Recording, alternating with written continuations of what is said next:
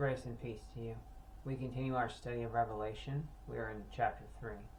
Previously, the church at Sardis was warned of its grievous errors, but now Christ turns his attention to the faithful few that remain. Revelation chapter 3 and verse 4. Thou hast a few names even as Sardis, which have not defiled their garments, and they shall walk with me in white, for they are worthy. There were a few in the church that had remained faithful to Christ. Regarding defiled garments, the Christian is supposed to live a holy lifestyle. Our garments metaphorically become defiled if we participate in the world's wickedness. This sounds very similar to 2 Corinthians chapter 6 and verse 17. Wherefore come out from among them, and be ye separate, saith the Lord, and touch not the unclean thing, and I will receive you. White, then, would be an appropriate color for the clothing of these people. Christ wore a garment like it in Matthew 17, verse 2. Those who live godly for Christ Jesus are allowed to wear this garment associated with heaven and godliness. They are made worthy, however, not by their actions, but by the blood of Christ. Revelation chapter 1 and verse 5.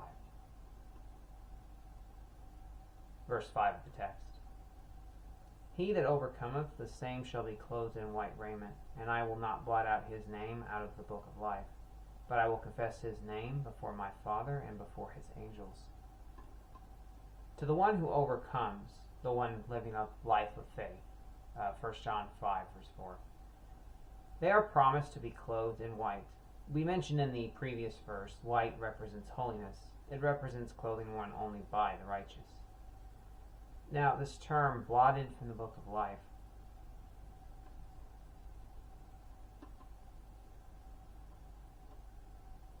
the book of life is referenced throughout the New Testament. One specific use of it is Revelation chapter 20 and verse 15, where it warns anyone not in the Lamb's book of life is thrown into the lake of fire.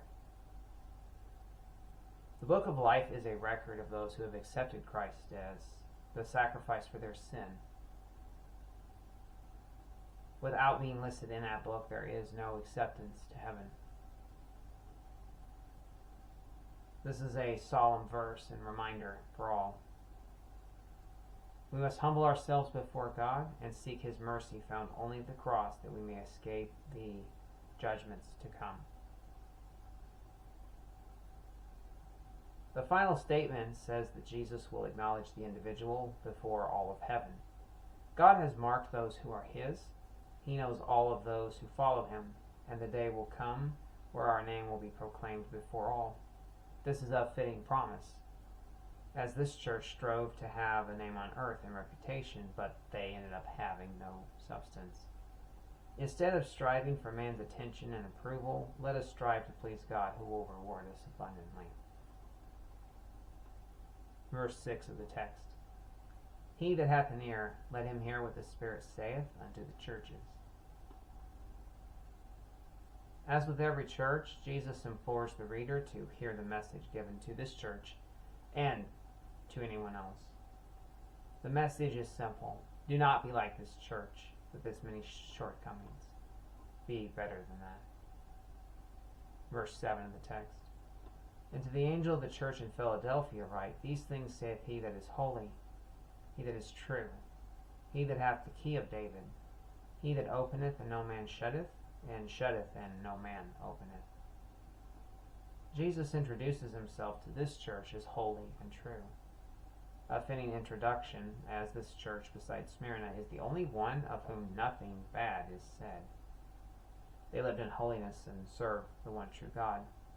There is no criticism, no need for them to change course, because they are following the will of God and are living for him. The key of David is a reference to Isaiah chapter 22, verse 22. These two verses are text and that in Isaiah use nearly identical verbiage. It says the key can be used to shut what no one can open and open what no one can shut. The key of David and the prophecy in Isaiah, it speaks of the coming power and kingdom of the Messiah. It serves as a reminder to us and to the church that God controls our destiny. In Matthew 28, verse 18, Jesus said that all power was given to him in heaven and in earth. Despite the opposition this church faces, they are safe in the hand of God, and the opportunity He opens for them cannot be closed. And the door that He closes behind them, their enemies are unable to open. Verse 8 of the text. I know thy works.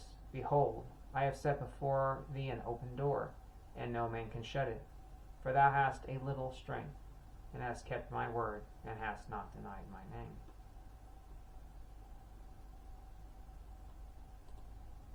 As with the other churches, Jesus knows their situation. They have a door open before them. It's an opportunity to pursue the works of God and Christian service. Jesus reminds them again that the door cannot be closed by man. It is the will of God that they pursue this direction in their lives. He then says they have little strength. Some churches have little to no resources. They may have very few members or lack material goods, or both.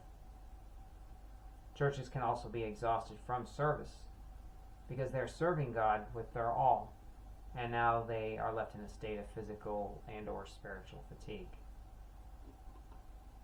He also said that they kept His word and did not deny His name. God-fearing churches dealt with external persecutions, threats of death in places where the faith was forbidden, or they may have to deal with cults trying to find their way into the church and poison it with pagan ideologies. This church was to continue to go forward and serve God as they had been.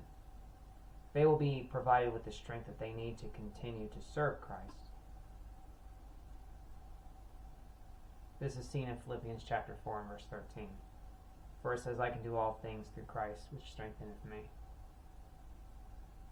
That concludes this study for now. Thank you for watching. May the Lord bless you and keep you. And God bless.